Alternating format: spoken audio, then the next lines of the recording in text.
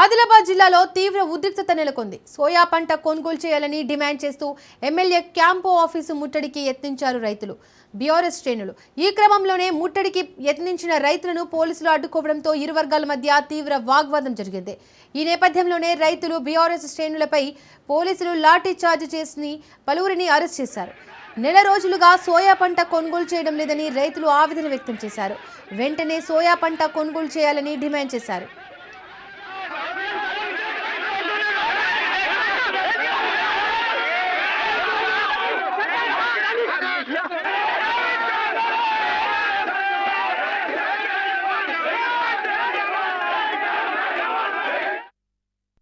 దీనికి సంబంధించి మరింత సమాచారాన్ని మా ప్రతినిధి శ్రీనివాస్ అందిస్తారు.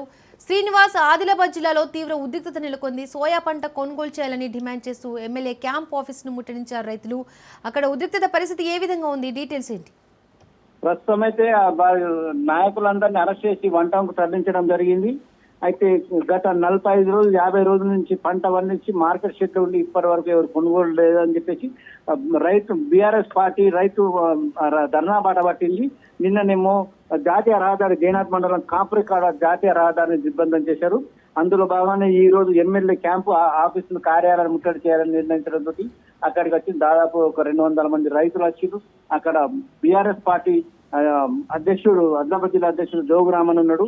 జోగురామన్ ఈ సందర్భంగా మాట్లాడుతూ రైతులు ఉసురు పోసుకుంటున్నారు. కష్టపడి పంట పండించిన దాన్ని ఇప్పటి వరకు కొనుగోలు చేసలేదు. దాదాపు 50 రోజుల నుంచి మార్కెట్ షెడ్ లో ఉన్నది ఇప్పటి వరకు కొంటలేరు.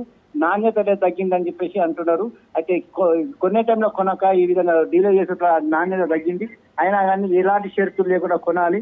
కొనకుంటే మేము రైతులు బాటి పట్టినాం, కొనే వరకు కేంద్ర ప్రభుత్వ రాష్ట్ర ప్రభుత్వాలు మెడల్ వంచన మేము కొనిపిస్తామని చెప్పేసి అంటున్నారు. అయితే ధర్నా చేసడంతో ఎమ్మెల్యే ఇంటిని ముట్టడి చేయడంతో క్యాంపస్ ముట్టడి చేయడంతో అక్కడ ఉద్రిక్త పరిస్థితి ఏర్పడింది. వాళ్ళని అందరినీ పోలీసులు వచ్చి భారీ బందోబస్తు ఏర్పరిచి వాళ్ళని అరెస్ట్ అయితే చేయడం జరిగింది. ఇప్పుడు వాళ్ళని వన్ టౌన్ తీసుకుపోవడం జరిగింది. అయితే వాస్తవం చెప్పాలంటే రైతులు ఎంతో కష్టపడి పండించిన 50 రోజులు కూడా మార్కెట్ షెడ్ లో ఉంటూ వాళ్ళు తిండి తిప్పలు లేకుండా ఉంటూ అంటే ఈ సంవత్సరం వర్షాలు అధికంగా ఉండడంతో పంట నష్టం దాదాపు 20% వెళ్ళింది. ఆ 20% కూడా కొనే పరిస్థితి లేని ప్రభుత్వం ఉంది. నాణ్యత లోపంతో సాగుతోటి చేస్తుంది.